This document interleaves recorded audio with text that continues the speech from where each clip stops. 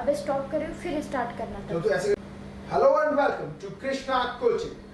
आज मैं आपका स्वागत करता हूं इस session of Indian question polity में, और मैं आज आपको पढ़ाऊंगा क्या, इमरजेंसी प्रोविजंस। जी हाँ, आपातकाल का चक्र क्या होता है, इमरजेंसी प्रोविजन क्या है, आपातकाल समझिए।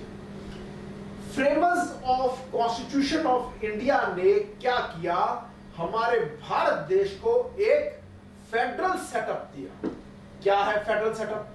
कि ये काम सेंटर का, ये काम स्टेट का। ओके, इस पर लॉ बनाएगा सेंटर, इन चीजों पर लॉ बनाएगा स्टेट। कहां लिखा? 7th schedule of constitution of India. Clear? Article 354 भी इसी से कुछ डील करता है। और 3 लिस्ट बनाई, 3 list, union list, state list, concurrent list. Union list के एक्ट पर लॉ कौन बनाएगा? सेंटर। स्टेट लिस्ट के एक्ट पर लॉ कौन बनाएगा? State legislature. कॉन्करेंट लिस्ट के एक्ट पर लॉ कौन बनाएगा? Both centre and state. लेकिन टाई हो गया तो सेंटर का लॉ प्रिवेल करेगा। ओके, और जो रेजिडुअरी आइटम्स हैं, वो कोई ऐसा आइटम है जो कहीं नहीं आता, उस पर लॉ कौन बनाएगा? सेंटर। ओके, तो ये फेडरल सेटअप हमने बनाया 7th शेड्यूल में। एक ताना बाना बुद्ध दिया सेंटर स्टेट की पावर्स का, लेकिन ये समथिंग इंटरनल है। ठीक है, कि देश में अंदरूनी तरीके से हम ऐसे काम करेंगे, पर अगर विपत्ति आन पड़ी, आपातकाल है, तो ये फेडरल सेटअप काम नहीं करेगा। फिर सारी पावर सेंटर के हाथों में आ जाएगी। देश बचाना ज्यादा जरूरी है, ना कि इंटरनल सेटअप जो बनाया हुआ है उसका ध्यान रखना।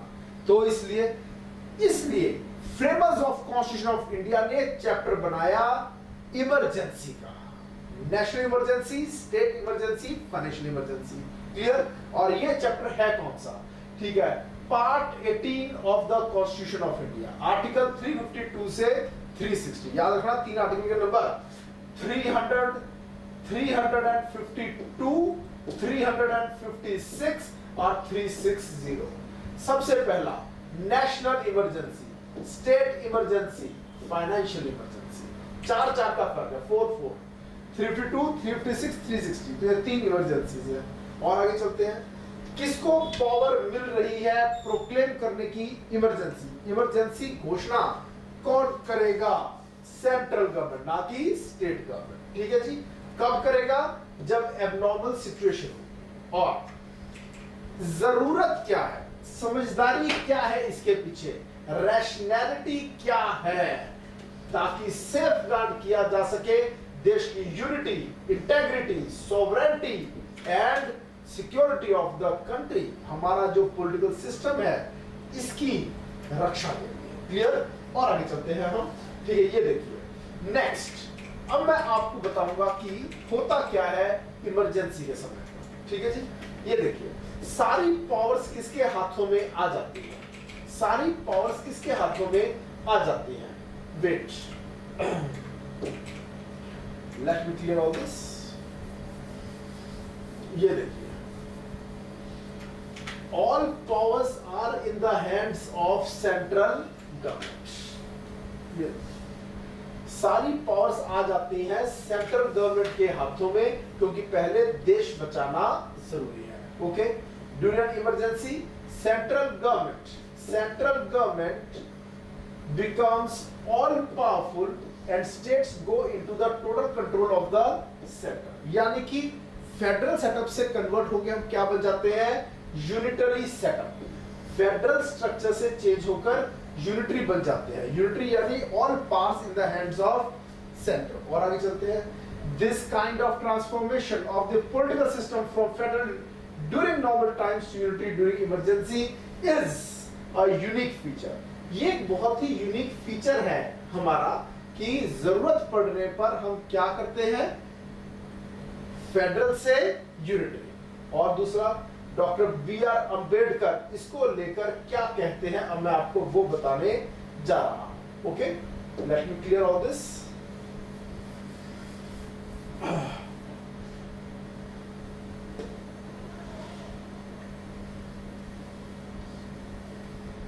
नेक्स्ट, ये देखिए,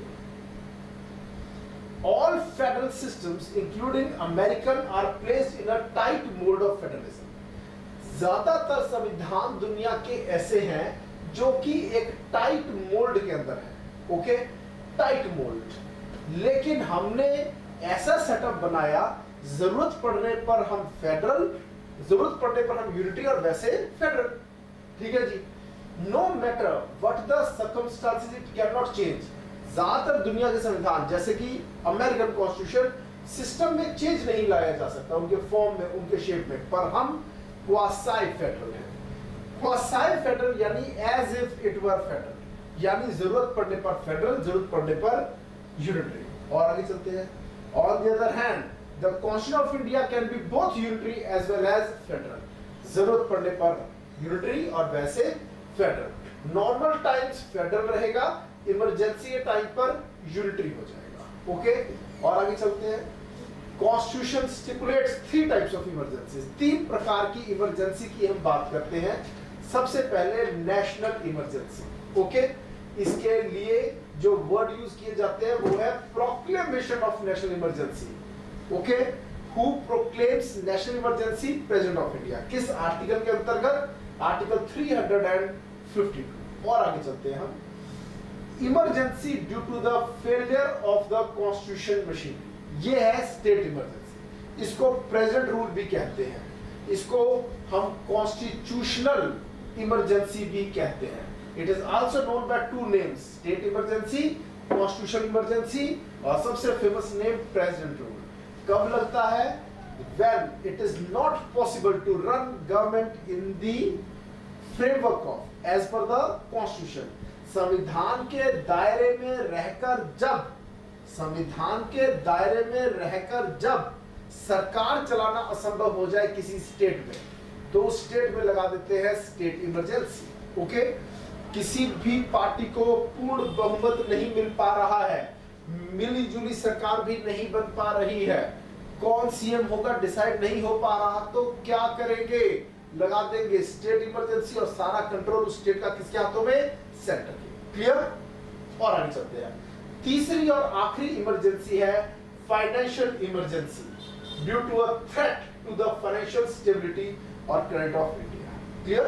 तो मैंने अभी आपको बताया कि 3 प्रकार की इमरजेंसी। पहले मैंने बताया नेशनल इमरजेंसी 352, फिर मैंने बताया प्रेजेंट रूल यानी स्टेट इमरजेंसी, और फिर मैंने बताया financial emergency under article 360, okay. चलो अब आगे चलते हैं हम, नेक्स्ट स्लाइड की तरफ बढ़ते हैं हम। Now here comes grounds. 352 national emergency का ग्राउंड क्या है? जब देश की सिक्योरिटी को खतरा हो जाए, ठीक है जी, और किसकी वजह से हो जाए? पूरे देश की नहीं, पूरा देश या फिर पार्ट ऑफ इट, ठीक है। जब पूरे देश की या देश की किसी पार्ट की सिक्योरिटी को खतरा हो जाए due to war, external aggression, war, external aggression और आर्म्ड रेबेलियन, तो प्रेसिडेंट क्या कर सकता है? प्रोक्लेम कर सकता है नेशनल इमरजेंसी, ओके। और जरूरी नहीं है एक्चुअल वार के शुरू होने के बाद ही नेशनल इमरजेंसी लगेगी। एक्चुअल अकरेंस की जरूरत नहीं है। Even if there is a threat, लग रहा है वार शुरू हो सकती है, लगता है एक्सटर्नल एग्रेशन हो सकता है, तब भी नेशनल इमरजेंसी लगाई जा सकती है। ये देखिए, इमिनेंट डेंजर ऑफ एनी 3 यानी वार, एक्सटर्नल या आर्म्ड रेबेलियन, तब भी लग सकती है नेशनल इमरजेंसी, ओके। समझ में आ रहा है सबको? चलो कमेंट्स में आप बता सकते हैं। नेक्स्ट और आगे चलते हैं। ये देखिए, प्रेसिडेंट कई तरह can also issue different proclamation. इसका क्या मतलब है? एक हिस्से में नेशनल इमरजेंसी लगाई जा चुकी है, मगर दूसरे हिस्से में नेशनल इमरजेंसी लगानी है, लगा सकते हैं। हाँ, पूरे देश में एक ग्राउंड पर नेशनल इमरजेंसी लगी हुई है, क्या दूसरे ग्राउंड पर लग सकती है? Answer is yes. समझ में आया? तो 2 different proclamations of national emergency can be there. क्या ऐसा हुआ है? हाँ हुआ है। अब तक कितनी बार लगी है नेशनल इमरजेंसी देश में? इंडिया में नेशनल इमरजेंसी 3 बार लगी है, 1962, 1971, 1975, यानी 1962, 1971, 1975, 1962 इंडो चाइना वार, 1971 इंडो पाक वार, ये वो समय था जब बांग्लादेश की आजादी में भारत ने सहायता दी थी और जिस पर पाकिस्तान ने जंग छेड़ दी थी। ओके, और पाकिस्तान को हार का सामना करना पड़ा। और 1975 की इमरजेंसी, इंटरनल डिस्टरबेंस के ग्राउंड पर, इंटरनल डिस्टरबेंस के ग्राउंड को मिसयूज करते हुए इंदिरा गांधी, दी देन पीएम इंदिरा गांधी ने misuse of internal disturbance, one of the ground of national emergency को यूज करके देश में लगा दिया आपातकालीन घोषणा हो गई। 1971 वाली इमरजेंसी अभी कंटिन्यूइंग थी और 1975 वाली इमरजेंसी भी लगा दी गई और दोनों इमरजेंसीज 1977 में खत्म हुई थी। क्लियर? यानी 1975 से 1977 तक देश में दो नेशनल इमरजेंसी लगी हुई थी। One was declared in 1971 on the ground of war, Indo-Pak war, and second was declared by Mrs. Indira Gandhi on the ground of internal disturbance. Okay, और दो नेशनल इमरजेंसी लगी हुई। ओके, और आगे चलते हैं। ये कैसे हुआ, कब हुआ, समझिए। Different proclamations on ground of war, external aggression, armed rebellion, or imminent danger thereof, whether or not there is a proclamation already issued by him. चाहे पहले से एक प्रोक्लेमेशन इशू हुई हुई है तब भी दूसरी इशू हो सकती है, ये प्रोविजन ओरिजिनल कॉन्स्टिट्यूशन में नहीं। कब से ये प्रोविजन ऐड हुआ कि two different proclamations of national emergency can be there simultaneously in a country? Answer is 38th Amendment 1975. Okay, 38th Amendment 1975 by Mrs. Indira Gandhi. और आगे चलते हैं। जब नेशनल इमरजेंसी वार या एक्सटर्नल एग्रेशन के ग्राउंड पर हो तो उसे हम एक्सटर्नल इमरजेंसी कहते हैं। पर अगर वो आर्म्ड रिबेलियन के ग्राउंड पे हो, पहले ये वर्ड नहीं था, पहले वर्ड था इंटरनल डिस्टर्बेंस। 44th अमेंडमेंट 1978 में वर्ड चेंज किया गया। ये देखिए, एक्सटर्नल इमरजेंसी वार और एक्सटर्नल ग्राउंड पर, और अगर डिक्लेयर होती है आर्म्ड रिबेलियन के ग्राउंड पर तो इंटरनल इमरजेंसी उसे कहेंगे, इंटरनल नेशनल इमरजेंसी। समझिए, सन 1975 1975 में the then prime minister of India Indira Gandhi ने क्या किया? उन्होंने कहा क्योंकि जयप्रकाश नारायण, मोरारजी देसाई, अटल बिहारी वाजपेयी, लालू प्रसाद यादव और ऐसे कई नेता थे, बहुत से ऐसे नेता थे जो तब की तत्कालीन कांग्रेस सरकार के खिलाफ एक मोर्चा खोलकर खड़े थे और कांग्रेस सरकार के खिलाफ धरनेबाजी हो रही थी। जयप्रकाश नारायण की अगुवाई में ये एक आंदोलन, एक जनव्यापी, देशव्यापी आंदोलन बन चुका था।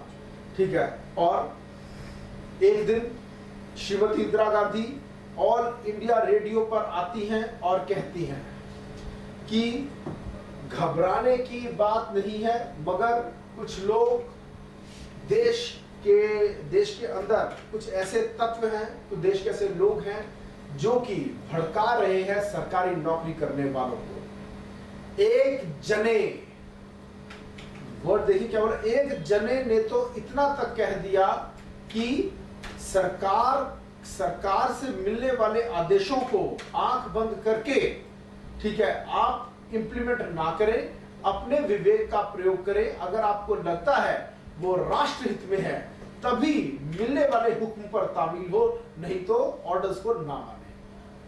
उस जने ने तो भड़काया है पुलिस को, आर्मी को, एयरफोर्स, नेवी को, इस कारण से इंटरनल डिस्टरबेंस है और हमने लगा दिया है आपातकाल। एक जने, वो जना कौन था? That was Jayaprakash Narayan. Okay, और लगा दी नेशनल इमरजेंसी और जितने नेता थे उन सबको अरेस्ट करके जेल में डाल दिया। सेंसरशिप ऑफ प्रेस शुरू कर दिया, मीडिया को कंट्रोल कर लिया गया, कुछ अखबार वालों की लाइट काट दी गई, अब वो अखबार नहीं छाप सकते, जो सरकार के खिलाफ छाप रहे थे उन सब के मुंह को बंद कर दिया गया। ठीक है, और सेंसरशिप ऑफ प्रेस, अगर सरकार के बारे में कुछ लिखना है पहले सरकार से ही परमिशन लेनी होगी, क्या हम ये लिखें या ना लिखें। ठीक है, जो करना चाहती थी श्रीमती इंदिरा गांधी देश के लिए, मगर वो कर नहीं पा रही थी, वो सब कुछ उन्होंने कैसे किया, नेशनल इमरजेंसी लगाकर किया, अपने ऑपोजिट बोलने वालों के मुंह बंद किया। ठीक है जी, उनके इलेक्शन को ही नल एंड वॉइड डिक्लेयर कर दिया था कोर्ट ने। ठीक है, उनके पॉलिटिकल करियर को खत्म कर दिया गया था, अगले 6 साल तक वो इलेक्शन नहीं लड़ सकते, ऐसे ऑर्डर्स आ गए थे। तो इंदिरा गांधी के पास और कोई विकल्प बचा ही नहीं था अपने पॉलिटिकल करियर को बचाने के लिए। ठीक है, और अपने ऑपोजिट लोगों को दबाने के लिए इंटरनल डिस्टर्बेंस के ग्राउंड पर नेशनल इमरजेंसी लगाकर ये सब काम किया श्रीमती इंदिरा गांधी ने। 21 महीनों की वो नेशनल इमरजेंसी थी। एक black chapter in the history of India बन चुका है वो थर्ड नेशनल इमरजेंसी। और आगे चलते हैं, जब नेशनल इमरजेंसी किस ग्राउंड पर लगे तो उसे क्या कहते हैं ये मैं आपको बता चुका हूं। अब अगला पॉइंट ये है, ये देखिए, चाहे तो नेशनल इमरजेंसी लगे पूरी कंट्री पर या फिर वो लग सकती है एक part of constitution of India पर। ठीक है, और 42nd अमेंडमेंट कब आई थी, जब नेशनल इमरजेंसी लगी हुई थी, वो 21 महीनों वाली नेशनल इमरजेंसी। 42nd अमेंडमेंट को हम मिनी कॉन्स्टिट्यूशन भी कहते हैं। ओके, और 42nd Amendment 1976 enabled the president to limit the operation of a national emergency to a specified part of India।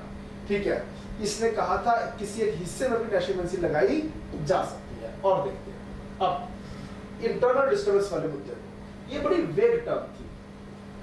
Internal disturbance third ground था प्रोक्लेमेशन ऑफ नेशनल इमरजेंसी का, मगर ये बहुत ही वेग टर्म थी और इसकी it had a wider connotation.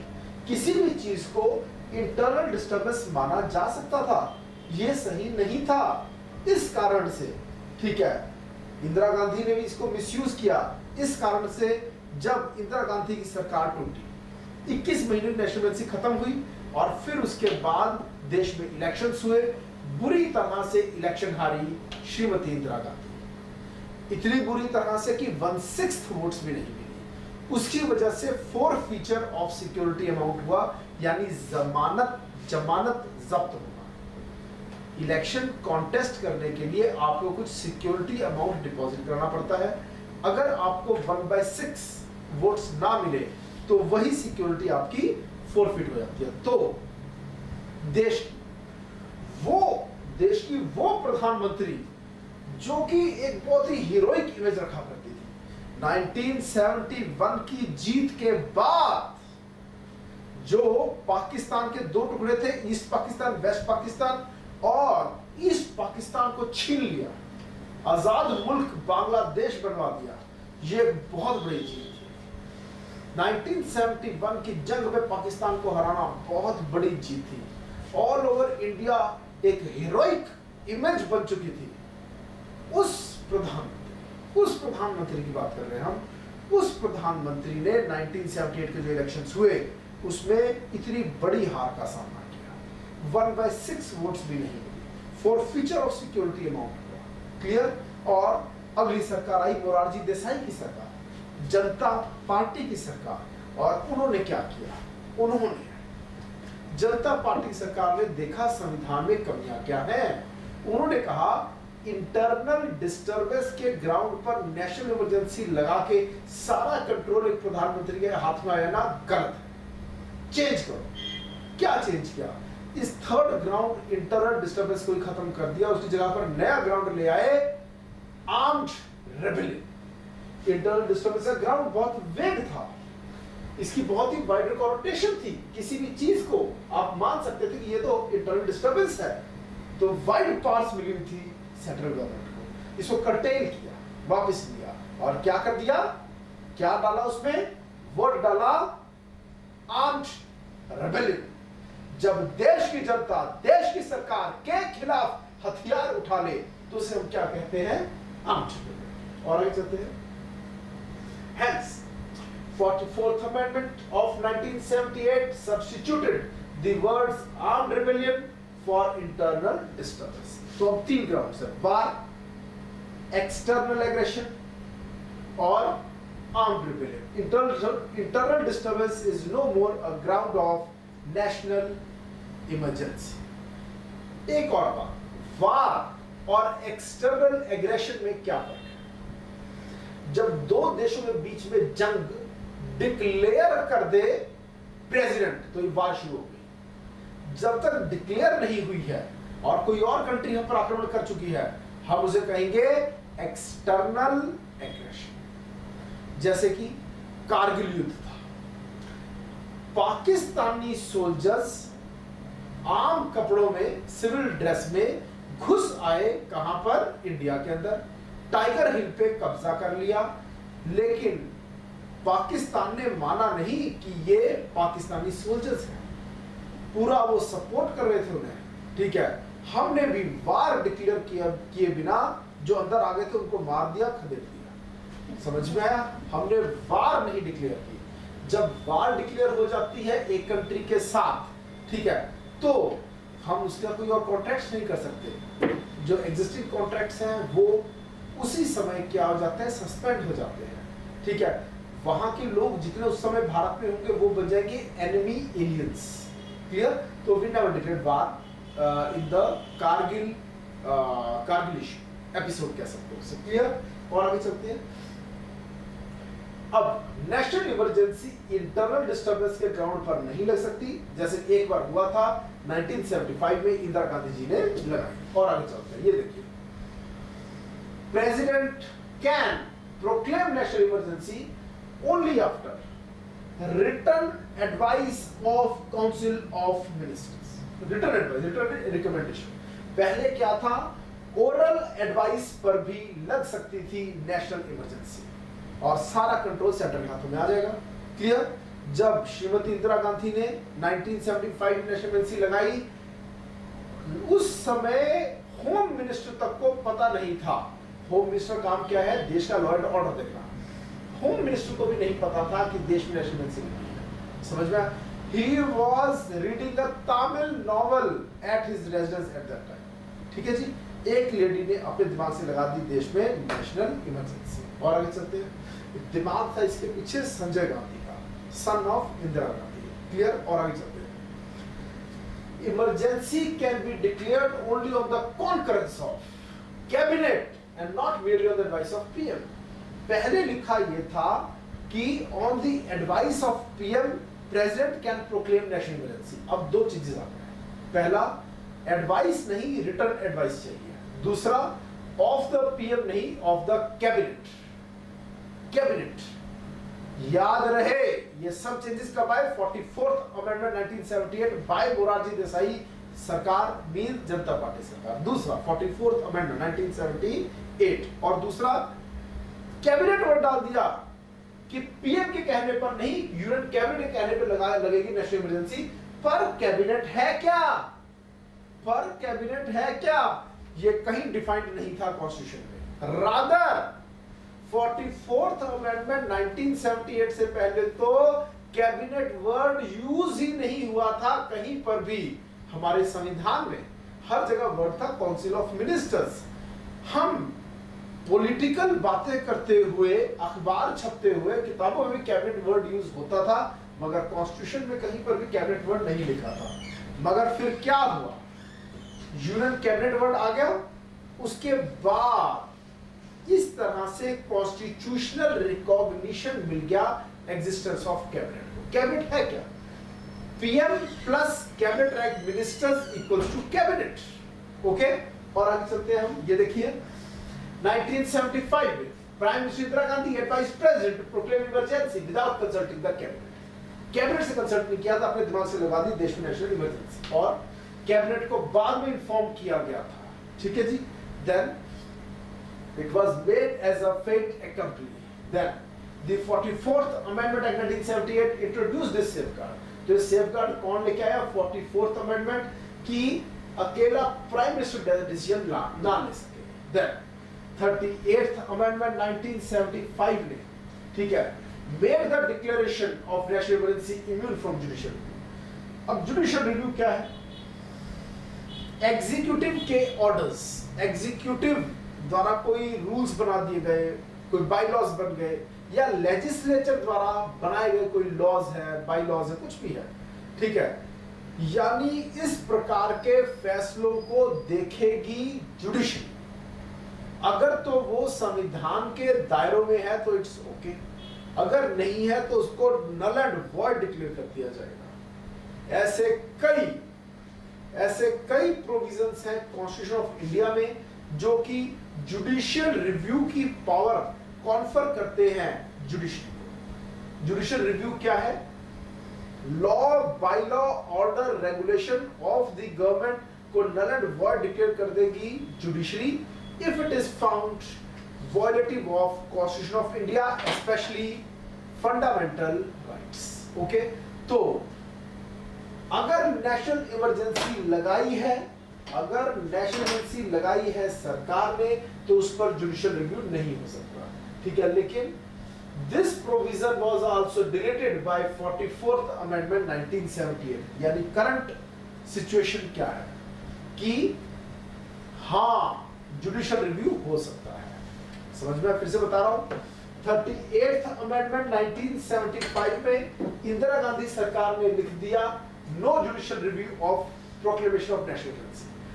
लेकिन 44th अमेंडमेंट 1978 में मोरारजी देसाई सरकार ने फिर से रूल कर दिया yes, proclamation of national emergency is subject to judicial review. और बाद में फिर केस आया मिनर्वा मिल्स केस, एक लैंडमार्क जजमेंट है। सुप्रीम कोर्ट ने इस जजमेंट में फिर से कह दिया कि यस जुडिशियल रिव्यू हो सकता है if it is found that on the ground of malafide, कि मैलाफाइट विद मैलिस अगर नेशनल इमरजेंसी लगाई गई है तो जुडिशियल रिव्यू हो सकता है। Declaration was based on wholly extraneous and irrelevant facts is absurd और परवर्स, ठीक है। तो इन सब ग्राउंड्स पर डिक्लेरेशन ऑफ नेशनल इमरजेंसी को नल एंड वॉइड डिक्लेयर किया जा सकता है। अब तीनों की तीनों इमरजेंसीज लगने के बाद, जब प्रोक्लेम हो जाता है उसके बाद 2 महीने के अंदर अंदर अप्रूवल बाय द पार्लियामेंट चाहिए होगा, ये रूल था। क्लियर? मगर इसको चेंज किया नेशनल इमरजेंसी के कॉन्टेक्स्ट में। अब रूल क्या हो गया? नेशनल इमरजेंसी को 1 महीने के अंदर अंदर पार्लियामेंट को अप्रूवल देना होगा, नहीं तो खत्म हो जाएगी नेशनल इमरजेंसी। पहले रूल ये था कोई भी इमरजेंसी हो, national emergency, state emergency, financial emergency, अगर 2 महीने के अंदर अंदर पार्लियामेंट ने उसको अप्रूव नहीं किया तो वो ऑटोमेटिकली सीज टू ऑपरेट हो जाएगी। मगर 44th अमेंडमेंट 1978 ने इस पीरियड को चेंज कर दिया। कैसे चेंज कर दिया? नेशनल इमरजेंसी के लिए कर दिया 1 महीना, बाकी के लिए अभी क्या है 2 महीने। क्लियर? ऐसे याद रखिए। Proclamation of emergency must be approved by both houses of parliament within 1 from the date of its issue. यानी जिस दिन प्रेसिडेंट ने प्रोक्लेम किया, इशू किया नेशनल इमरजेंसी तरफ से, पहले ये पीरियड हुआ करता था 2 महीने, अब ये 44th अमेंडमेंट द्वारा 2 महीना पीरियड कम होके हो गया है 1 महीना। आगे, however, if the proclamation of emergency is issued at a time, समझिए ये बड़ा टेक्निकल पॉइंट है, समझो। लोकसभा एक टेम्परेरी हाउस है, ओके? लोकसभा एक टेम्परेरी हाउस है, राज्यसभा परमानेंट हाउस है। क्यों? Rajya Sabha is not subject to dissolution, Lok Sabha is subject to dissolution, okay? जब लोकसभा डिसॉल्व हुई है उस समय अगर नेशनल इमरजेंसी लगाई जाएगी तो क्या होगा? तो उसको अप्रूवल कौन देगा? केवल एक हाउस यानी राज्यसभा। क्लियर? या फिर दूसरी सिचुएशन, एक बार लगा दी नेशनल इमरजेंसी, अब उसको 1 महीने के अंदर अप्रूवल चाहिए पार्लियामेंट का, मगर उस 1 महीने में अगर लोकसभा डिसॉल्व होगी तो क्या होगा? हाँ, कंटिन्यू करेगी नेशनल इमरजेंसी, पर तब अगर उसको राज्यसभा का अप्रूवल मिल गया। समझो, लोकसभा के डिसॉल्व होने के बाद नेशनल इमरजेंसी लगी, या फिर लोकसभा या फिर नेशनल इमरजेंसी लगने के बाद 1 महीने के अंदर जब अप्रूवल होना था उससे पहले ही उस 1 महीने में लोकसभा डिसॉल्व हो गई, तो क्या नेशनल इमरजेंसी कंटिन्यू करेगी? हाँ, करेगी। पर तब करेगी अगर जो एक हाउस बचा है परमानेंट हाउस राज्यसभा, अगर वो उसको क्या कर देगा, अप्रूवल दे देगा। समझिए, if the proclamation of emergency is issued at a time when the Lok Sabha has been dissolved, क्योंकि तो temporary house है, or the dissolution of Lok Sabha takes place during the period of 1 month without approving the proclamation, लोक सभा ने approval दिया नहीं national emergency को, उससे पहले ही उससे 1 महीने में लोक सभा हो गई डिसॉल्व, तो then the proclamation survives until 30 days from the first sitting of Lok Sabha after reconstitution, तो वो नेशनल इमरजेंसी लगी तो रहेगी provided it is approved by the राज्य सभा, provided राज्य सभा has in the meantime approved it, लेकिन कब तक लगी रहेगी, जब तक नई लोकसभा का गठन नहीं हो जाता, और गठन हो जाने के बाद 30 दिन का टाइम होगा लोकसभा के पास उसको अप्रूव या डिसअप्रूव करने के लिए। अगर डिसअप्रूव कर दिया तो उसी दिन खत्म, अप्रूव कर दिया तो चलती रहेगी, और कुछ भी नहीं किया, ना अप्रूवल दिया ना डिसअप्रूवल, तो जिस दिन नई लोकसभा का गठन हुआ, नई लोकसभा रिकॉन्स्टिट्यूट हुई है, उसके 30 डेज के बाद ऑटोमेटिकली खत्म हो जाएगी, क्या खत्म हो जाएगी, नेशनल इमरजेंसी। ओके, ये पॉइंट टेक्निकल है, समझ में आ गया? मे आई प्रोसीड फर्दर? चलो अब आगे चलते हैं। Next, if approved by both the houses of parliament, अगर पार्लियामेंट के दोनों हाउसेस लोकसभा राज्यसभा ने इसको अप्रूवल दे दिया तो क्या होगा, 6 महीने तक चलती रहेगी नेशनल इमरजेंसी। क्लियर? और पहले तो ये रूल हुआ करता था, एक बार अगर दोनों हाउसेस ने अप्रूवल दे दिया तो ये नेशनल इमरजेंसी चलती रहेगी टिल नॉट रिवोक्ड, जब तक वापस ना लिया तब चलती रहेगी। हर 6 महीने के बाद अप्रूवल देना होगा, ऐसा कोई रूल नहीं था। ये कब आया? 44th अमेंडमेंट 1978 में ये रूल आया कि हर 6 महीने के बाद अप्रूवल ऑफ पार्लियामेंट की जरूरत पड़ेगी। समझ में आया? Approval of parliament for every 6 months की जरूरत पड़ेगी। ये रूल कब बना? 44th amendment. क्यों? क्योंकि हर 6 महीने में एक बार तो जरूर पार्लियामेंट को सेशन में आना होगा, तो नेशनल इमरजेंसी तभी तक चलनी चाहिए जब तक देश के लोगों द्वारा चुने गए रिप्रेजेंटेटिव्स उसको समर्थन दे रहे हैं। समझ में आया? और हर 6 महीने बाद चेक हो सकता है समर्थन आदमी है इमरजेंसी के साथ या नहीं। क्लियर? और आगे चलते हैं। ये देखिए, before that the emergency once approved by parliament could remain in operation as long as the executive cabinet decides. समझ में आया? यानी जब तक वापस नहीं लेंगे तब तक चलती रहेगी। और आगे चलते हैं। If the dissolution of the Lok Sabha takes place during the period of 6 months without approving the further continuance of emergency, अगर 6 महीने वाले इस पीरियड के अंदर अगर लोकसभा डिसॉल्व होगी तो क्या होगा? वो भी without approving the national emergency, तो क्या होगा? Then the proclamation survives until 30 days from the first sitting of the Lok Sabha after reconstitution, provided Rajya Sabha has in the meantime approved। यानी कि फिर से वही बात आ गई कि राज्यसभा ने अप्रूवल दे दिया, मगर लोकसभा ने बिना अप्रूवल दिए अगर लोकसभा हो गई डिसॉल्व, तो होने दो, चलती रहेगी नेशनल इमरजेंसी।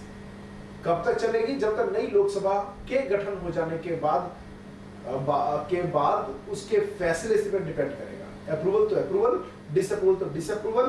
और अगर लोकसभा ने कोई फैसला लिया तो जिस दिन नई लोकसभा बनी है उसके बाद 30 डेज बाद नेशनल इमरजेंसी खत्म। ओके, ये दोनों हाउस उसे 6 महीने बाद पास करें, जरूरी है। आगे चलते हैं। अब हर रेजोल्यूशन, कौन सा resolution? Of approving the proclamation of emergency, ठीक है, वो स्पेशल मेजॉरिटी से पास होता है। समझो, every resolution approving the proclamation of emergency और इट्स कंटिन्यूअंस, जब एक बार नेशनल इमरजेंसी लगाई जा रही है उस समय, और दूसरा जो हर 6 महीने के बाद उसको जो अप्रूवल देके कंटिन्यू करवाना है, दोनों चीजों में क्या चाहिए? Special majority. Okay, special majority का मतलब क्या है? Total membership of the house का मोर देन 50% यानी मेजॉरिटी। ठीक है। दूसरा, and majority of not less than 2/3 of the members present and voted. Total उस हाउस में जितने मेंबर्स हैं उसका मोर देन 50% भी होना चाहिए, प्लस साथ साथ क्या होना चाहिए? साथ में क्या होना चाहिए, उस टाइम जितने लोग प्रेजेंट वोटिंग है उसका मोर देन 2। ये एक बड़ी टफ कंडीशन है, ठीक है। पहले ये भी सिंपल मेजॉरिटी हुआ करती थी, 44th अमेंडमेंट में इसको स्पेशल मेजॉरिटी में कन्वर्ट किया गया। ओके, किसने किया, वो राज्य सरकार।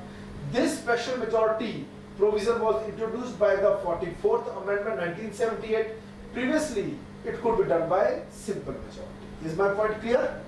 आप सभी स्टूडेंट्स इसको समझने पर ध्यान दें, इसका पीडीएफ आप सबको मिल जाएगा, ठीक है जी। Then proclamation of emergency may be revoked by the president any time. जो प्रेसिडेंट प्रोक्लेम कर रहा है नेशनल इमरजेंसी, वो उसको वापस भी कभी भी ले सकता है, not a problem at all. चलिए आगे, next. At any time by subsequent proclamation, such a proclamation doesn't require the parliamentary. वापस लेने के लिए भी क्या पार्लियामेंट्री अप्रूवल चाहिए, नहीं चाहिए?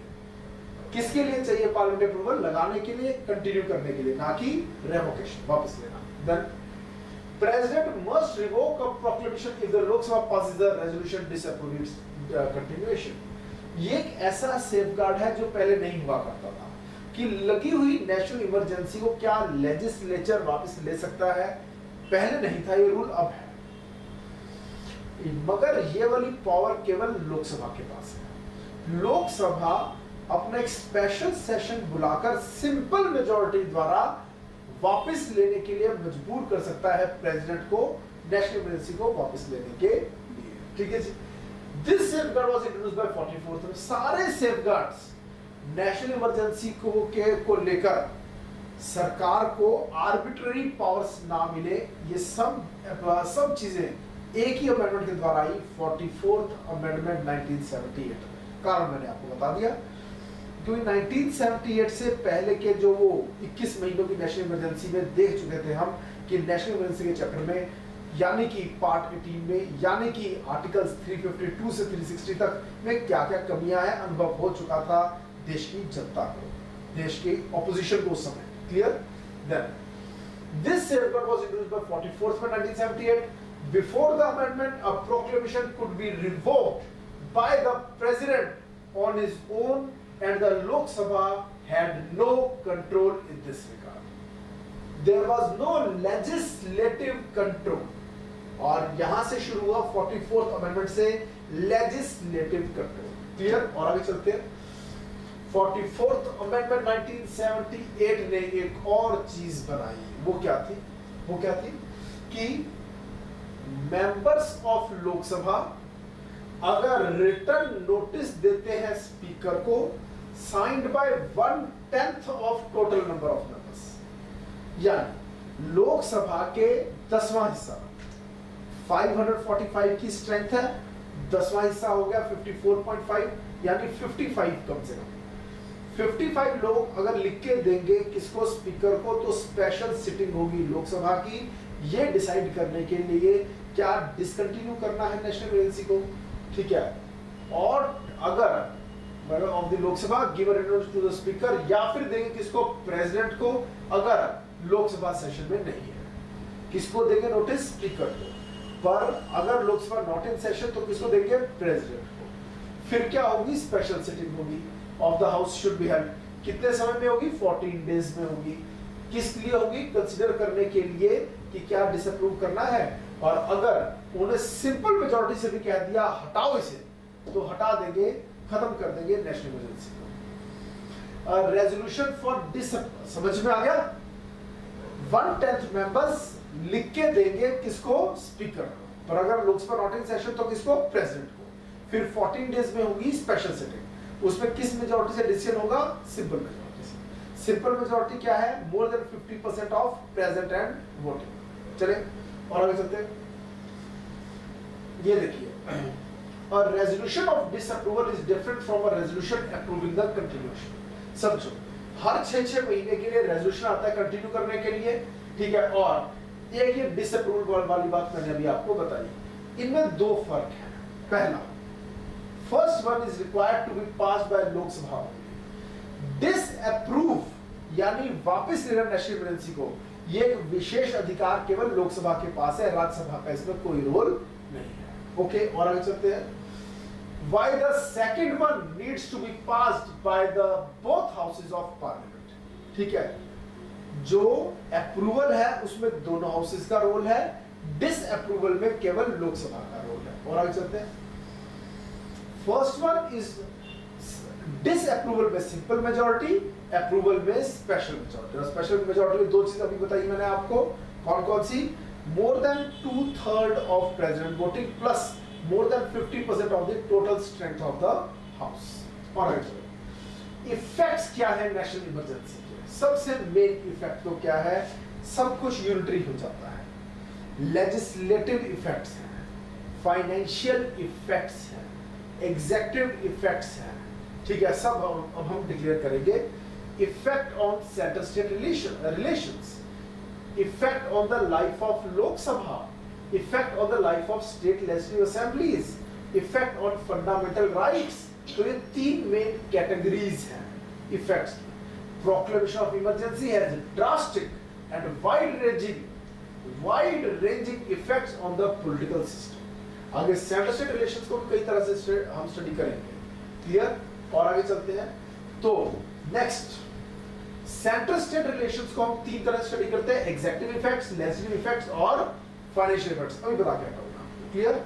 Effect on the centre state relations while the proclamation of emergency is in force, the normal fabric of centre state relations undergoes a basic change. हम फेडरल से क्या हो जाते हैं? Unitary.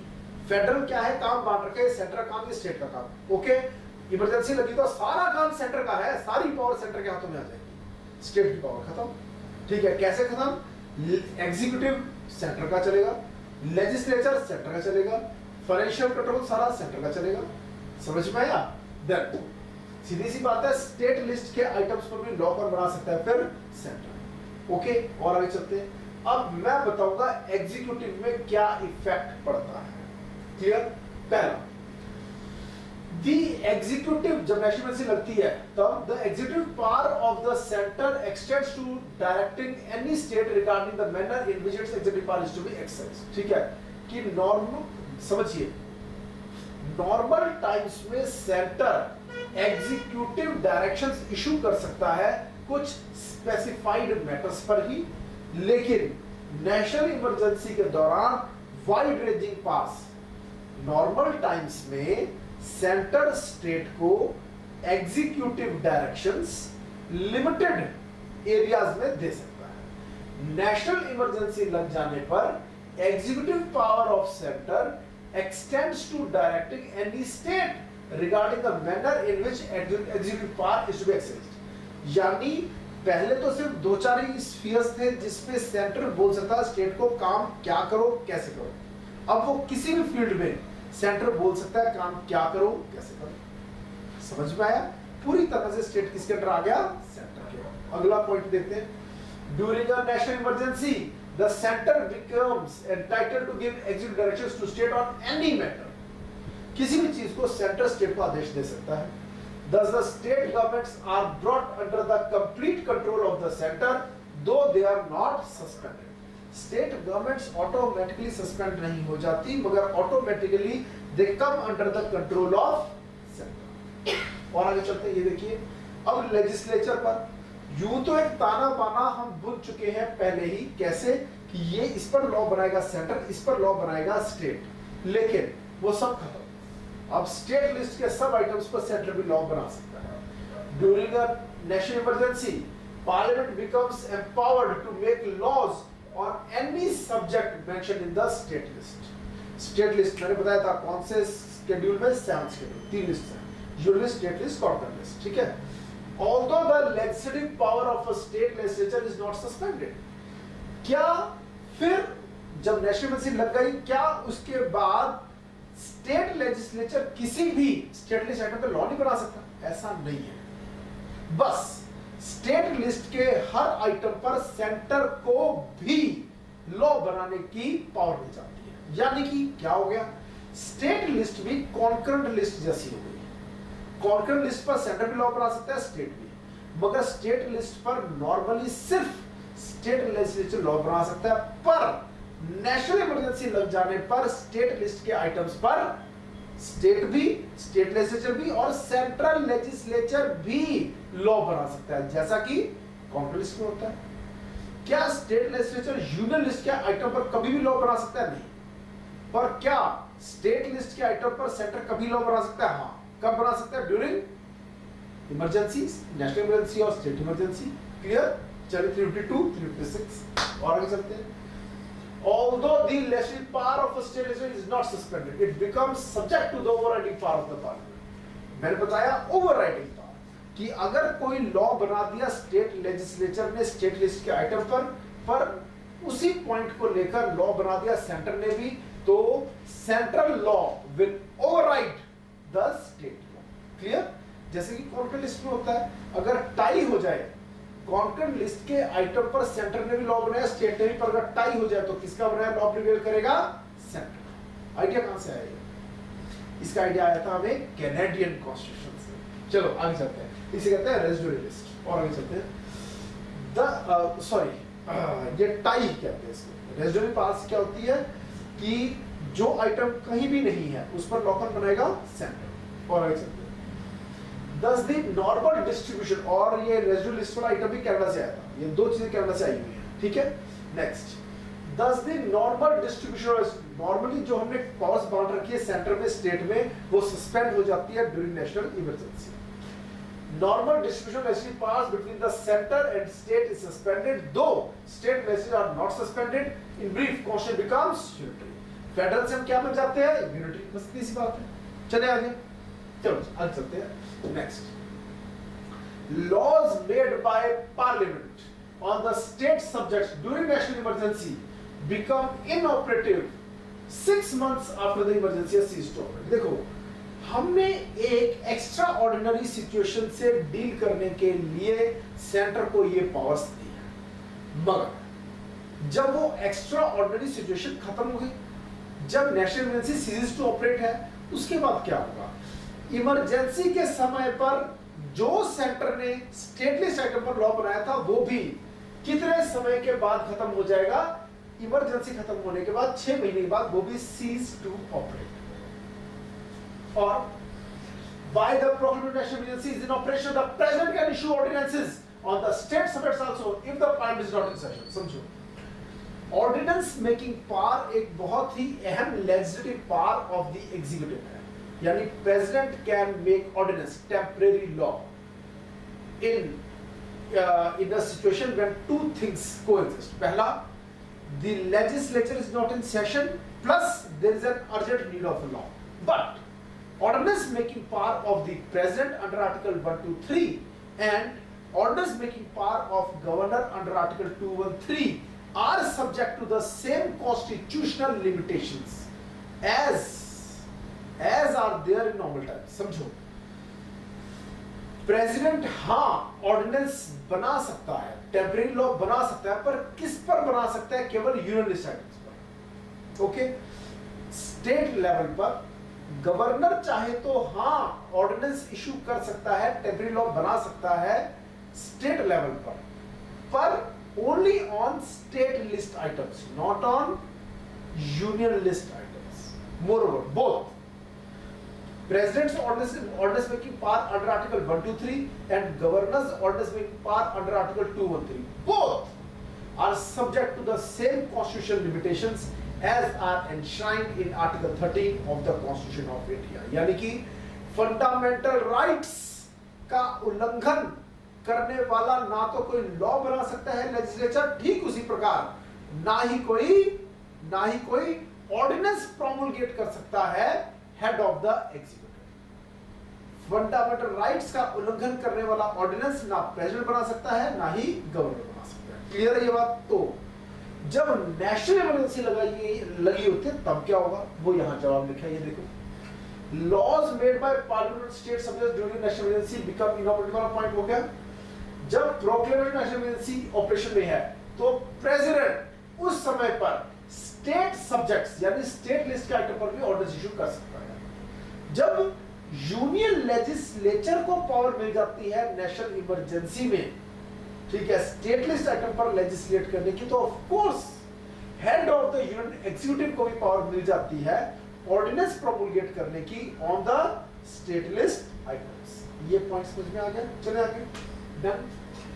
Further, the parliament can confer powers and impose duties upon the center or its officers and authorities in respect of matters outside the union list.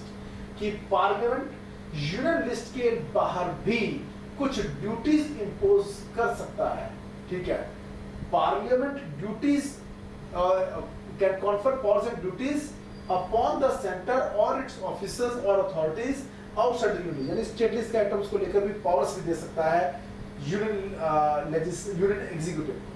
Then in order to carry out the laws made by it under its extended jurisdiction as a result of the proclamation of emergency, the 47th amendment provided that the two consequences mentioned above, executive and legislative, extends not only to a state where the emergency is in operation but also to any other state. समझो, ना केवल state list के items पर law बना सकते हैं, उन items पर बने हुए लॉ यानी स्टेट लिस्ट आइटम पर बने हुए लॉ को इंप्लीमेंट करने के लिए भी पावर्स पार्लियामेंट दे सकता है यूनियन एग्जीक्यूटिव को और उसके ऑफिसर्स। क्लियर? और आगे चलते हैं हम।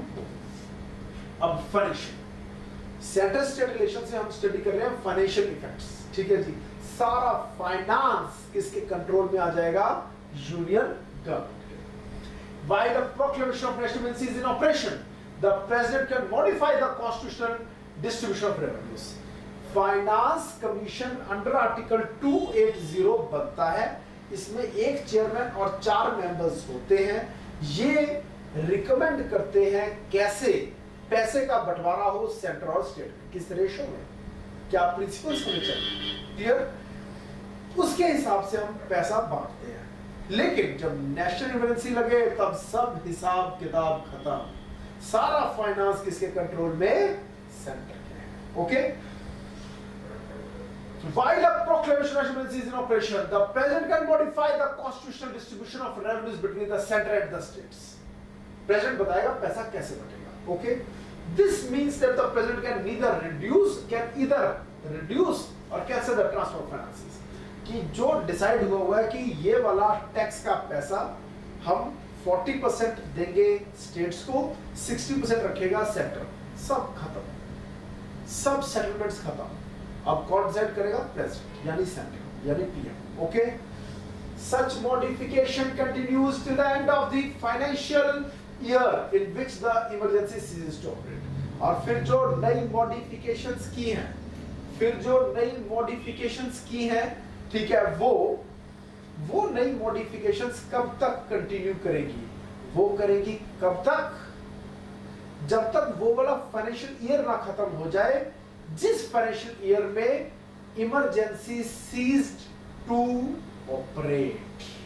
यानी कि फाइनेंशियल ईयर कब से कब तक होता है? 1 अप्रैल से लेकर 31 मार्च तक। कुछ स्टूडेंट्स के क्वेश्चंस आए हैं, मुझे देखने दीजिए एक बार, ठीक है। Is there any time limit within which both the houses of the parliament need to approve the proclamation of emergency? Of course.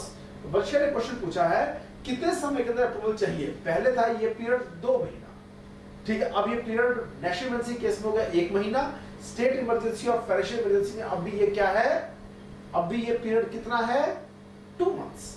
अगर 2 महीने के अंदर स्टेट इमरजेंसी, 2 महीने के अंदर फाइनेंशियल इमरजेंसी अप्रूवल नहीं हुआ तो financial emergency, state emergency cease to operate. National emergency लग गई, 1 महीने के अंदर अगर अप्रूवल नहीं मिला तो national emergency cease to operate. Okay?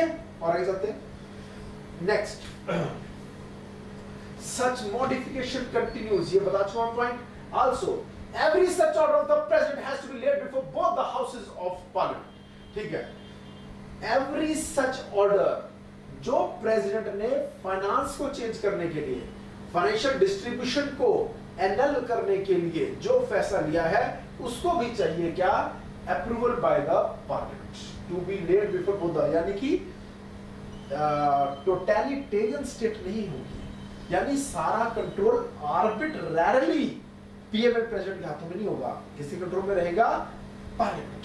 क्यों? पार्लियामेंट में कौन है? वो लोग जिनको भारत के लोगों ने खुद ने चुना है। Okay? Next, effect on the life of Lok Sabha and state assembly. समझो इसका क्या मतलब है? स्टेट की लेजिस्लेटिव असेंबली और लोकसभा दोनों ही टेम्परेरी हाउसेस हैं। ये दोनों लोअर हाउसेस हैं। सेंटर में लोकसभा, स्टेट में विधानसभा। विधानसभा यानी कि लेजिस्लेटिव असेंबली।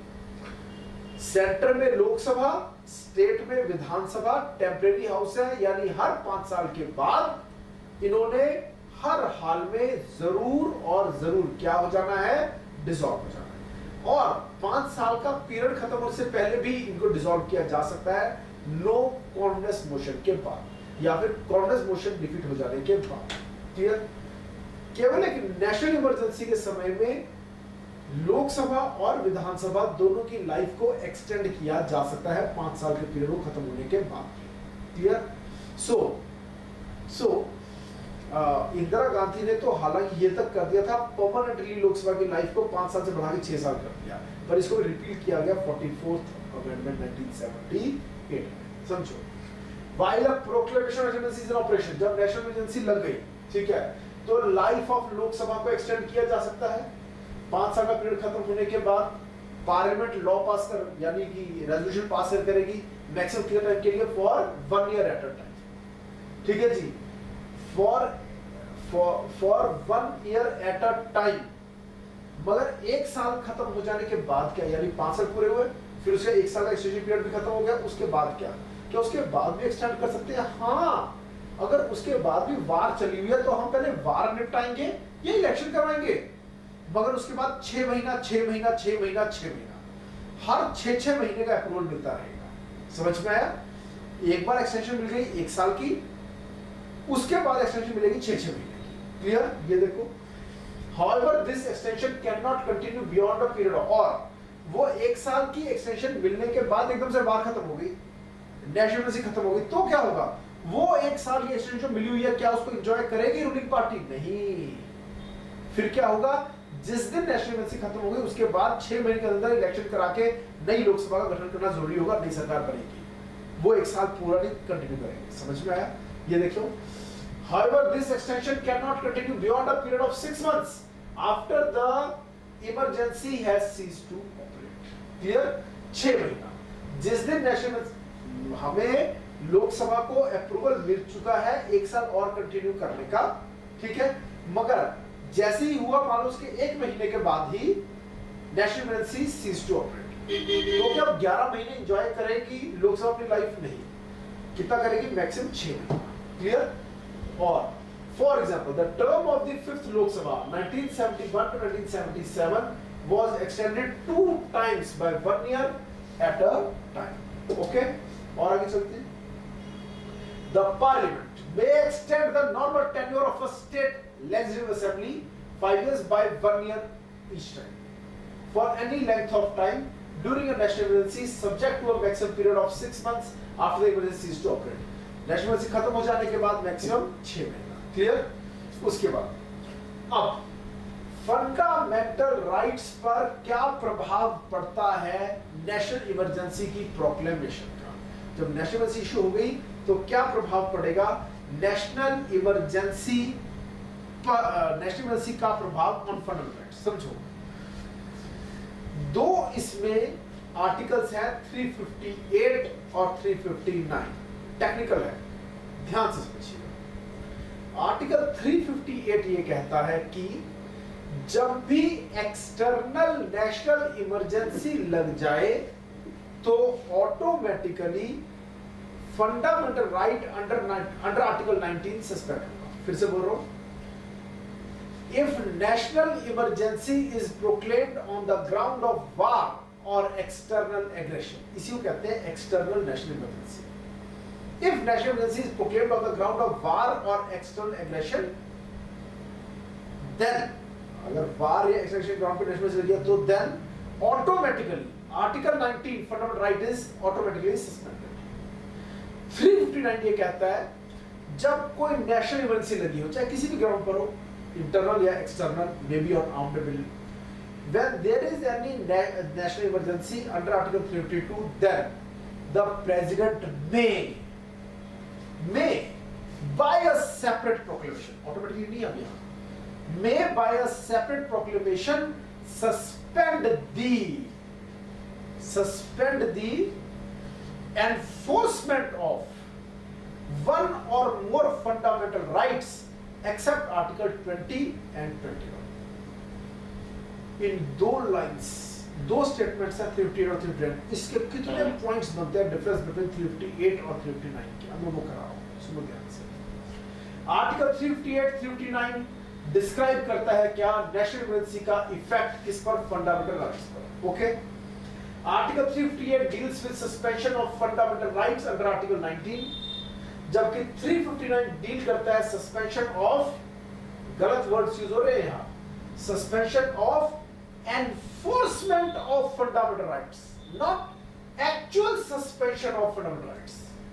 ये वर्ड गलत है यहां लिखा हुआ। Deals with the suspension of, यहां वर्ड आएगा enforcement of other fundamental rights except 20 and 21. Okay, so these two provisions are explained below. Suspension of fundamental rights under Article 19, suspension of enforcement of other fundamental rights. या दो जगह enforcement word आना चाहिए, ये समझो।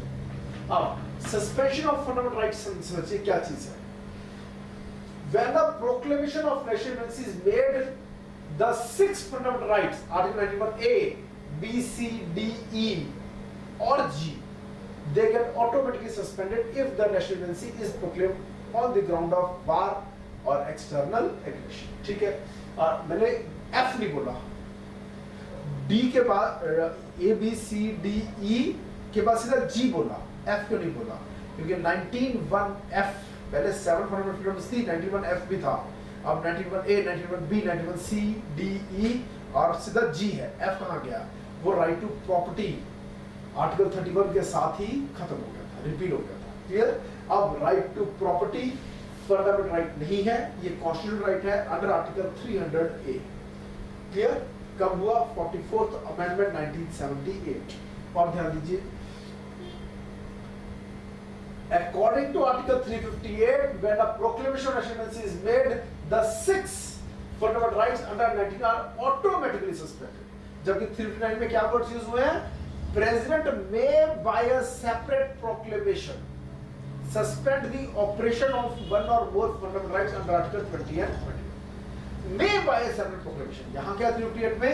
Automatically suspended. While a proclamation of national emergency is in operation, the state is freed from the restrictions imposed by Article 19. कौन सी restrictions? कोई सरकार कोई ऐसा लॉ नहीं बना सकती जो freedom of speech and expression के खिलाफ हो, जो freedom to assemble peacefully without arms के खिलाफ हो। तो ये सभी रेस्ट्रिक्शंस खत्म हो गई, अब सरकार ऐसे लॉज बना सकती है। Clear? Then in other words, the state can make any law or can take any executive action abridging or taking over the 6 fundamental rights guaranteed by Article 19. सरकार लॉ बना सकती है against article 91A, 91B, 91C, D, और अभी मैंने बोला right to property. ये बच्चे भी क्वेश्चन पूछा है मुझसे कि लीगल राइट के बारे में, 300A के बारे में, कि 300A राइट टू प्रॉपर्टी एक कॉन्स्टिट्यूशनल राइट है या लीगल राइट है? बच्चे समझो ध्यान से, every constitutional right is a legal right, but every legal right is not a constitutional right. Constitutional law is also a law. So legal right is a superset and constitutional right is a subset. समझ में आया? अगर मैं लो diagram बना के बताता हूं, ये देखिए, ये है बड़ा घेरा, ये है राइट्स, इसके अंदर है छोटा घेरा, ये है लीगल राइट्स, उसके अंदर एक और छोटा घेरा, ये है कॉन्स्टिट्यूशनल राइट, उसके अंदर है एक और छोटा घेरा, वो है फंडामेंटल राइट्स, और उसके अंदर है एक और छोटा घेरा, और वो है बेसिक स्ट्रक्चर फंडामेंटल राइट्स। समझो, सबसे ऊपर वाला सर्कल क्या है? आपके अधिकार। याद रहे, हर अच्छी चीज आपका राइट नहीं है। A few interests of yours are guaranteed by law, okay, and some are not. Clear? जो लॉ ने रिकॉग्नाइज कर दिया वो बन गया लीगल राइट, और जो जनता मानती है कि आपको मिलना चाहिए वो है केवल एक राइट। ओके, तो ये डिफरेंस। अब जैसे प्यार के बदले प्यार ही मिलना चाहिए, वफा के बदले वफा मिलना चाहिए। क्या ये कानूनी किताबों में लिखा है? नहीं लिखा। ये जनता मानती है, हाँ वफा के बदले वफा मिले, समझ में आया? तो ये आपका राइट है, पर लीगल राइट नहीं है। जो लॉ ने रिकॉग्नाइज कर दिया, लिख दिया, वो बन गया legal right. This is the difference between right and legal right. फिर लीगल राइट और कॉन्स्टिट्यूशनल राइट में क्या फर्क है? All constitutional rights are legal rights, but all legal rights are not constitutional rights. Hindu marriage act भी आपको कुछ अधिकार देता है, इंडियन कॉन्ट्रैक्ट एक्ट भी आपको कुछ अधिकार देता है, पार्टनरशिप एक्ट भी कुछ अधिकार देता है। ये सब लॉज हैं जो आपको अधिकार देते हैं, इसलिए बन गए लीगल राइट्स। पर अगर वो राइट आपको सुप्रीम लॉ ने दिया है, यानी कॉन्स्टिट्यूशन ने दिया है, तो वो बन गया कॉन्स्टिट्यूशनल राइट। ठीक है जी। तो संविधान द्वारा दिए गए लॉज आपके क्या, संविधान द्वारा दिए गए राइट्स आपके क्या बन गए? Constitutional rights. नॉर्मल किसी भी ऑर्डिनरी लॉ द्वारा दिए गए राइट्स बन गए लीगल राइट्स। क्लियर? अब लीगल राइट से अंदर वाला जो घेरा है, ठीक है, वो था कॉन्स्टिट्यूशन, बता दिया। अब कॉन्स्टिट्यूशन राइट के अंदर जो पार्ट 3 में दिए गए हैं वो बन गए फंडामेंटल राइट्स। उनको बहुत ज्यादा इंपॉर्टेंस मिली है। उसकी एनफोर्समेंट के लिए डायरेक्टली आप सुप्रीम कोर्ट जा सकते हो अंडर आर्टिकल 32। वैसे कॉन्स्टिट्यूशनल राइट्स की एनफोर्समेंट के लिए आप directly supreme court under article 32 नहीं जा सकते। अंडर आर्टिकल 226 आपको हाई कोर्ट में रिट फाइल करनी पड़ेगी। कॉन्स्टिट्यूशनल राइट्स की एनफोर्समेंट के लिए आप जा सकते हैं हाई कोर्ट अंडर आर्टिकल 226, लेकिन पार्ट 3 में दिए गए फंडामेंटल राइट्स की एनफोर्समेंट के लिए आप डायरेक्टली सुप्रीम कोर्ट में जा सकते हैं under article 32। A very important position has been given to fundamental rights under article 32. Clear? और आगे चलते हैं। तो फंडामेंटल राइट्स के अंदर भी छोटा सा एक और घेरा मैंने बना रखा है। ये क्या है? Basic structure fundamental rights. ये क्या है? Basic structure fundamental rights. कुछ फंडामेंटल राइट्स ऐसे जिसको हम बहुत इंपॉर्टेंस देते हैं, और वो है 14, 19, 21, 14, 15, 19, 21 बोल सकते हो आप। 15 19 साथ में जोड़ के पढ़ेंगे। ठीक है कि चाहे कुछ भी हो जाए, इनकी वॉल्यूशन नहीं होना चाहिए। 9th शेड्यूल के लॉज पर जुडिशियल रिव्यू नहीं हो सकता, पर अगर 9th schedule law basic structure fundamental right का उल्लंघन कर रहा है तो हाँ उस 9th शेड्यूल के अंदर प्लेस्ड लॉ का भी जुडिशियल रिव्यू हो सकता है। किस केस में कहा गया? सुप्रीम कोर्ट ने यह बात कही थी IR कोएल्हो जजमेंट में 2007। ओके, आई होप बच्चे आपको जवाब मिल गया है आपकी बात का। ठीक है, लेट्स प्रोसीड फर्दर। ओके, इसको क्लियर करते हैं और आगे चलते हैं। Next, suspension of fundamental rights under article 19। ठीक है, ये बता रहा हूं मैं आपको। No separate order for their suspension is required. Okay, जबकि 359 में separate order is required. Suspension of operation of fundamental rights under Article 359 में separate order is required by the President, but there is no such requirement in Article 358. Technical चल रहा है topic आगे। While a proclamation of national emergency is in operation, the state is freed from the restrictions imposed by Article 19. State can make laws against Article 19. Okay, any such law or executive action cannot be challenged on the ground that they are inconsistent with the 6 fundamental rights guaranteed by Article 19. कि उनको क्या नहीं किया जा सकता? उनको challenge नहीं किया जा सकता। क्यों? उस टाइम तो फंडामेंटल राइट्स वापस लिए जा चुके थे, सस्पेंड हो चुके थे। और आगे चलते हैं हम। ठीक है, नेक्स्ट अब देखते हैं इसमें क्या है, ये समझिए। ये देखिए जी, अब इस पार्ट को, when the national emergency ceases to operate, Article 19 is automatically revived. Clear? Moreover, जो कोई लॉ आर्टिकल 19 के खिलाफ बना था नेशनल इमरजेंसी के उस विपत्ति वाले समय में, उसका इफेक्ट भी फिर खत्म हो जाता है। No remedy lies for anything done during the emergency even after the emergency expires. Okay? हमने तब उस गलत समय से निपटने के लिए कोई लॉ बनाया था जो आर्टिकल 19 के खिलाफ था। अब तो नेशनल इमरजेंसी खत्म होगी ना, तो वो लॉ भी खत्म। और आगे चलते हैं। This means that the legislative and executive actions taken during the emergency cannot be challenged even after the emergency any law made during emergency to the extent of inconsistency with Article 19 ceases to have effect. However, no remedy lies for anything done during the emergency even after the emergency expires. इसका क्या मतलब है? Emergency के दौरान article 19 के खिलाफ जाके law बनाया जा सकता है. क्लियर? ओके. और ये लाइन ध्यान देना, no remedy lies for anything done. फिर उस लॉ के अंतर्गत अगर कुछ किया गया है वो वैलिड है. इमरजेंसी खत्म हो जाने के बाद आपको अब इमरजेंसी खत्म है तो जिन दिनों इमरजेंसी थी तो मेरे साथ एक ऐसा लॉ बनाकर गलत किया गया, ठीक है, जो नहीं होना चाहिए था, तो आपकी नहीं सुनी जाएगी. क्यों? उस टाइम टाइम बुरा था. उस टाइम फंडामेंटल राइट से खिलाफ लॉ बनाकर उन लॉज को इंप्लीमेंट करते हुए लोगों की फंडामेंटल फ्रीडम्स वापस लेकर काम करने की पावर थी सरकार के पास. ओके, सो लाइन को ध्यान से समझो. होवेवर नो रेमेडी लाइज, अब कोर्ट आपको रिलीफ नहीं देगी.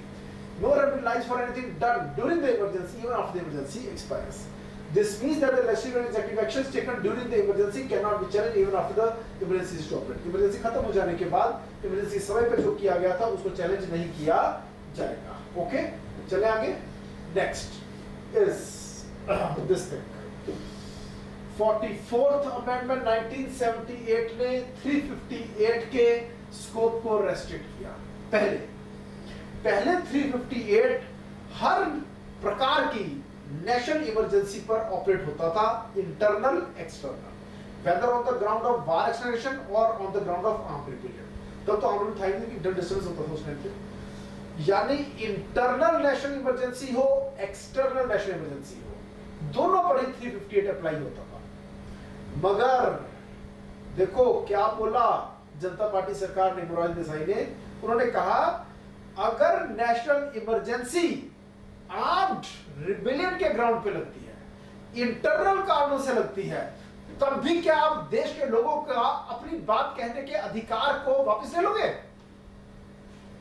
समझो, पीसफुल तरीके से सत्याग्रह कर अपनी बात को सरकार के सामने रखने का रास्ता खुद राष्ट्रपिता महात्मा गांधी ने दिखाया.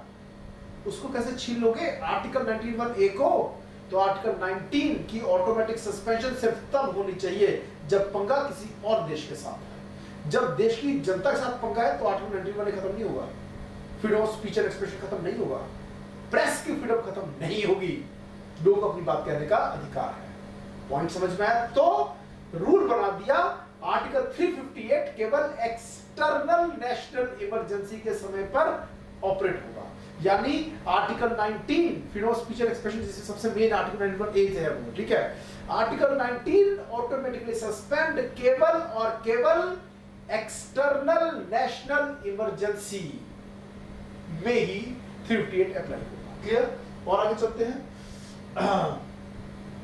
Next, 44th Amendment 1978 restricts the scope of Article 358 in two ways. First, the 6 fundamental freedoms under Article 19 can be suspended only when the emergency is declared on the ground of war or external aggression and not on the ground of armed rebellion. समझ में आ गया? जब देश की जनता की वजह से पंगा पड़ा हुआ, देश की जनता अपनी बात सही तरह से नॉन वायलेंट तरीके से बोलने तो दो, मीडिया को उनकी बात सबके सामने रखने तो दो. Next, secondly, only those laws which are related with the emergency are protected from being challenged and not other laws. ठीक है, जो इमरजेंसी से रिलेटेड कोई लॉ बनाया बस वो चैलेंज नहीं हो सकते, बाकी चैलेंज हो सकते हैं. Then also the executive action taken only under such a law is protected. ठीक है, जो आर्टिकल 19 के खिलाफ कोई लॉ इमरजेंसी से डील करने के लिए अगर बनाए गए हैं, केवल उनको आप चैलेंज नहीं कर सकते, बाकी चैलेंज कर सकते हैं जो इमरजेंसी डील करने के लिए नहीं बने थे. Clear? Then suspension of other fundamental rights. अब बात 359 की कहानी. फिर से बोलो, 359 क्या कहता है? कोई भी नेशनल इमरजेंसी लगी हो, चाहे इंटरनल या एक्सटर्नल, बस अगर अंडर आर्टिकल 352 नेशनल इमरजेंसी लगी है तो president may or may not by a separate proclamation suspend the enforcement of one or more fundamental rights. ये लिखा था पहले. 44th अमेंडमेंट से क्या लिख दिया? Except article 2021 right to life. वो थोड़ा छीन लोगे. समझ में आया? जिंदा रहने का अधिकार उसकी एनफोर्समेंट कैसे सस्पेंड हो सकती है? ओके, 20 क्या है? 20 clause 1, 20 clause 2, 20 clause 3, protection in respect of conviction for certain offences. यानी कि ex post facto legislation वाले पॉइंट, डबल जेओपार्डी वाले points, doctrine of self incrimination वाले points. Okay, then Article 359 authorizes the president to suspend the right to move any court. अब ये देखो, suspend the right to move any court. इसे कहते हैं enforcement of fundamental rights. President चाहे तो, it only authorizes the president to do this. Automatically enforcement of fundamental rights suspend नहीं होगा. President may or may not. और आगे under Article 359, the fundamental rights as such are not suspended. Fundamental rights as such are not suspended. Only their enforcement is suspended. अब writ नहीं file कर सकते, आप court का दरवाजा नहीं खटखटा सकते. आगे, the said rights are theoretically alive. Theoretically they are alive, practically they are not. Means सरकार को फंडामेंटल राइट के खिलाफ जाकर लॉ बनाने की पावर नहीं मिलती है 359 के द्वारा. बस लोगों का कोर्ट का दरवाजा खटखटाने पर बैन लग जाता है 359 के द्वारा. With respect to those fundamental rights the enforcement of which has been suspended. Okay, But the right to seek remedy is suspended. Remedy कौन देगा? कोर्ट देगा. The suspension of enforcement relates to only those fundamental rights that are specified in the presidential order. जिसमें बोला था president may or may not by a special order. ठीक है? Further, the suspension could be for the period during the operation of emergency or for a shorter period as mentioned in the order, and the suspension order may extend to the whole or any part of the country. इसको समझो, जब तक national emergency लगी रहेगी तब तक enforcement of fundamental rights suspend हो सकते हैं या फिर कुछ समय के लिए भी हो सकते हैं, not for the entire period of the national emergency. दूसरा, एनफोर्समेंट ऑफ फंडामेंटल राइट्स की suspension may be in whole of India और only a part of India. Clear? तो दो पॉइंट्स एक साथ कवर हो गए इसमें. और आगे चलते हैं. ये देखिए next, it should be laid before each house of parliament for approval. जो ये लोगों से उनके मूल अधिकार छीने हैं, ठीक है, ये बड़ा काम है. तो जाहिर सी बात है क्योंकि ये बड़ा काम है, इस कारण से पार्लियामेंट का अप्रूवल इसको चाहिए. मे आई प्रोसीड फर्दर? चले आगे और आगे चलते हैं. ठीक है जी, ये देखिए सस्पेंशन ऑफ राइट्स में आपको करा चुका हूं. ठीक है, नेक्स्ट ये देखिए, while a presidential order is in force, the state can make any law. State can make any law or can take any executive action abridging or taking away the specified fundamental rights. ठीक है, यहाँ पर state का मतलब state government नहीं है. State का मतलब है यहाँ सरकार, सेंट्रल स्टेट दोनों मिला के. जब ऐसा प्रेसिडेंट ऑर्डर 359 में आया हुआ है तो सरकार क्या कर सकती है? लॉ बना सकती है. ठीक है, और can take any executive action abridging or taking away the specified fundamental rights. Any such law or executive action cannot be challenged on the ground that they are inconsistent with the specified fundamental rights. ठीक है, और फिर आप court में नहीं जा सकते. ठीक है, when the order ceases to operate, any law so made to the extent of inconsistency with the specified fundamental rights ceases to have effect. ठीक है, when the order ceases to operate, any law so made to the extent of inconsistency with the specified fundamental rights ceases to have effect. फिर वो order भी खत्म हो जाएगा. ठीक है जी. But no remedy lies for anything done during the operation. और जब तक नेशनल इमरजेंसी चल रही है तब तक वो सब कुछ वैलिड माना जाएगा, जो काम किया गया वो सब वैलिड है. This means that the legislative and executive actions taken during the operation of the order can not be challenge even after the order expires. ये अभी थोड़ी देर पहले बताया कि नेशनल इमरजेंसी के दौरान जितने काम किए गए होते हैं उस वक्त के स्पेशल ऑर्डर स्पेशल लॉज के तहत वो सब वैलिड रह जाते हैं even after the national emergency is over. For आगे चलते हैं नेक्स्ट। ये देखिए The 44th Amendment 1978 restricted the scope of 359। कैसे? दो तरह से। पहला आर्टिकल 20 और 21, आर्टिकल 20 और आर्टिकल 21 की एनफोर्समेंट कभी सस्पेंड नहीं होगी। पहली बात। The right to protection respect of conviction of offences article 20 और right to life and personal liberty 21 ये हमेशा एनफोर्सेबल है, रिमेन एनफोर्सेबल। दूसरा only those laws which are related with the emergency are। ऐसा नहीं है कि आर्टिकल किसी भी फंडामेंटल राइट की एनफोर्समेंट को आप सस्पेंड करने वाला कुछ भी कर दोगे फिर चाहे वो इमरजेंसी नेशनल इमरजेंसी डील करने के लिए था या नहीं। सिर्फ वो वाले एक्शंस जो कि नेशनल इमरजेंसी में उस वक्त के विपत्ति वाली चीज, ठीक है, उस प्रॉब्लम को सॉल्व करने के लिए जो लॉज बनाए, जो ऑर्डर्स दिए, केवल वही immuned from challenge in the court है। समझ में आया? एक ब्लैंकेट पावर नहीं दी जा सकती सरकारों को कुछ भी करो। अब तो सिर्फ जो एबनॉर्मल सिचुएशन है, जो एक्स्ट्राऑर्डिनरी सर्कमस्टेंसेस है, उससे डील करने की स्पेशल पावर्स मिलेगी। क्लियर? और आगे चलते हैं। सेकेंडली फिर से सुनो, ये इंपॉर्टेंट पॉइंट है। Only those laws which are related with the emergency are protected from being challenged। Related with the emergency सिर्फ वो चैलेंज नहीं हो सकते, ठीक है, and not other laws। Other laws can be challenged। और आगे चलते हैं next।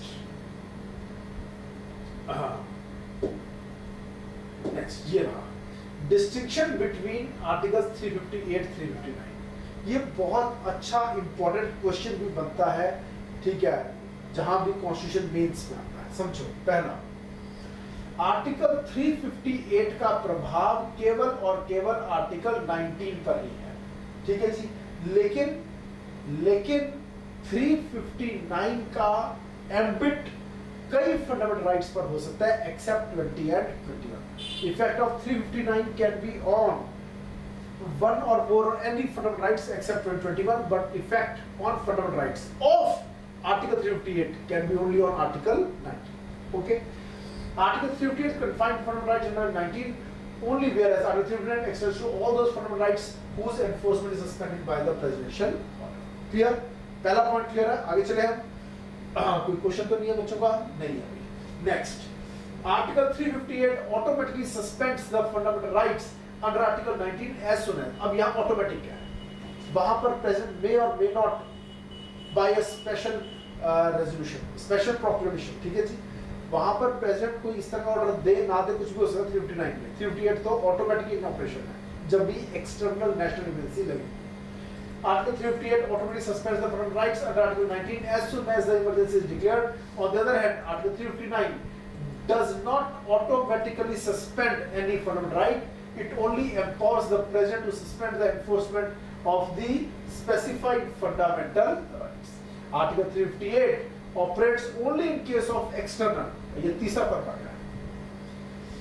358 केवल एक्सटर्नल कारणों से एक्सटर्नल नेशनल इमरजेंसी में ऑपरेशन में आता है, जबकि 359 तीनों प्रकार की नेशनल इमरजेंसी में ऑपरेशन में आता है, मे be on the ground of war, external aggression और armed rebellion. 358 only on the grounds of war and external aggression। Okay, तो ये था अगला फर्क। अगला देखते हैं। नेक्स्ट फोर्थ पॉइंट देखिए, article 358 suspends fundamental rights under article 19 for the entire duration of emergency. जब तक नेशनल इमरजेंसी चलती रहेगी, एक्सटर्नल नेशनल इमरजेंसी जब चलती रहेगी, तब तक आर्टिकल 19 ऑटोमेटिक सस्पेंडेड रहेगा। जबकि आर्टिकल 359 के तहत जो एनफोर्समेंट ऑफ फंडामेंटल सस्पेंड हो रही है वो may be for a shorter period during the national emergency हो सकता है, मे be in a part of India भी हो सकता है, ठीक है, for a period specified by the president which may either be the entire duration of emergency और अ शॉर्टर पीरियड। फिर 358 ऑपरेट होगा पूरे भारत पर, entire country. 359 may be on entire country और may be on a part, on a state or a part of a state. Whereas Article 359 may extend to the entire country or a part of it. Clear? 6 point पर देखते हैं. Article 358 suspends Article 19 completely, while Article 359 does not empower the suspension of the enforcement of Article 20 and 29. ठीक है.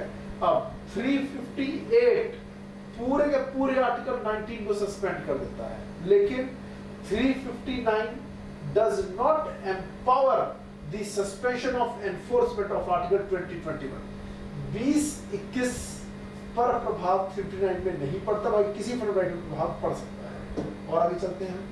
Next, Article 358 enables state to make any law or take any executive action inconsistent with fundamental rights under Article 19. क्यों? Article 19 खुद ही suspend, article 19 खुद ही suspend हो गया, लेकिन 359 में fundamental right खुद एक फंडामेंटल राइट सस्पेंड हुआ, सिर्फ उसकी एनफोर्समेंट सस्पेंड हुई है, तो सरकार उस फंडामेंटल के खिलाफ जाए कोई एक्शन नहीं ले सकता. While Article 359 enables the state to make any law or take any executive action inconsistent with those fundamental rights whose enforcement is suspended by the president.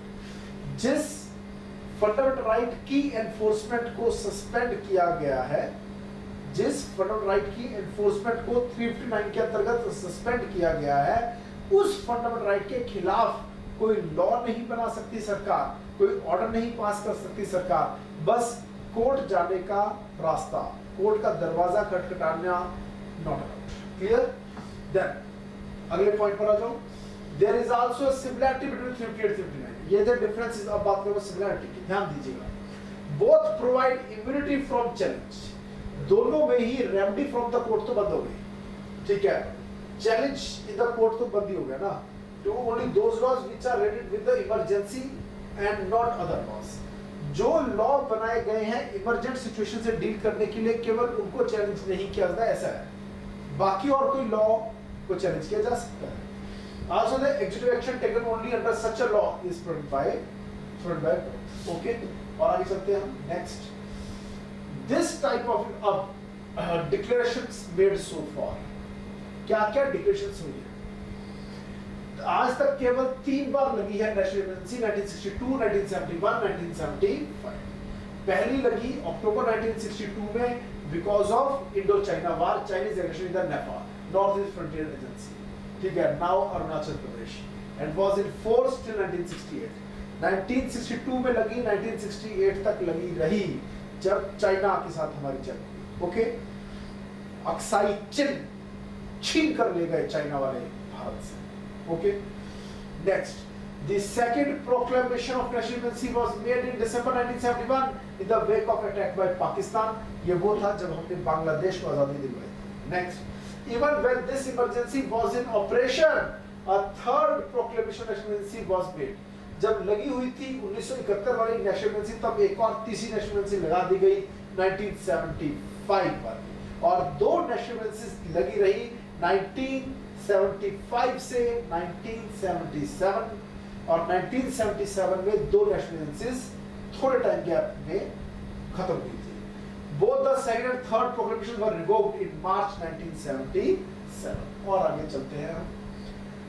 First 2 proclamations 1962-1971 वो एक्सटर्नल एग्रेशन के ground पर हुई थी, पर जो तीसरे वाली हुई थी वो इंटरनल डिस्टर्बेंस के ग्राउंड पर हुई थी. That is, certain persons have been inciting the police and the armed forces. एक जने ने तो इतना तक कह दिया, वही लाइन याद रखना, जयप्रकाश नारायण था वो जना. क्लियर? कि मिलने वाले आदेश को सरकारी नौकरी करने वाले लोग आंख बंद करके ना माने, अपने विवेक का प्रयोग करें. अगर उन्हें लगता है कि led by Indira Gandhi lost and the Janata party came to power, पहली बार भारत में आजादी के बाद एक गैर कांग्रेस सरकार सेंटर में बनी. क्लियर? ऐसी थी ये controversial third national emergency. This government appointed the Shah Commission to investigate the circumstances that warranted the deletion. फिर शाह कमीशन नियुक्त किया गया, ठीक है, किसके द्वारा? जनता पार्टी सरकार के द्वारा, ये चेक करने के लिए क्या सही था या नहीं था नेशनल इमरजेंसी का लगाया जाना। और दूसरा, this government appointed Shah commission to investigate circumstances. Rajkot में आपको the commission did not justify, उसने कमीशन ने कहा गलत किया इंदिरा गांधी ने। Okay, has the 44th amendment was enacted. इससे 44th अमेंडमेंट आई, कई सेफगार्ड्स पैदा किए कि कैसे सेफगार्ड्स, ताकि मिसयूज ना हो सके पार्ट 18 का, आर्टिकल 352 का स्पेशल। क्लियर? और आगे चलते हैं हम नेक्स्ट, ग्राउंड्स ऑफ इम्पोजिशन। ठीक है जी, मैं बता चुका हूं 3 ग्राउंड्स हैं, ठीक है। सॉरी, ये प्रेजेंट रूल की बात आ रही है, नेशनल इमरजेंसी के 3 ग्राउंड्स। क्लियर? मैं अपने अगले सेशन में आपको करवाऊंगा अगला टॉपिक प्रेजेंट रूल, यानी कि आर्टिकल 356। और आज के इस सेशन को मैं यहीं पर समाप्त करता हूं। कमेंट्स में जरूर बताइएगा कि आपको कैसा लगा। नेशनल इमरजेंसी का टॉपिक यहां कंप्लीट हो रहा है, हम इसका एक टेस्ट भी लेंगे। कमेंट्स में जरूर लिखिए कैसा लगा, and do like, share, subscribe. Bye bye.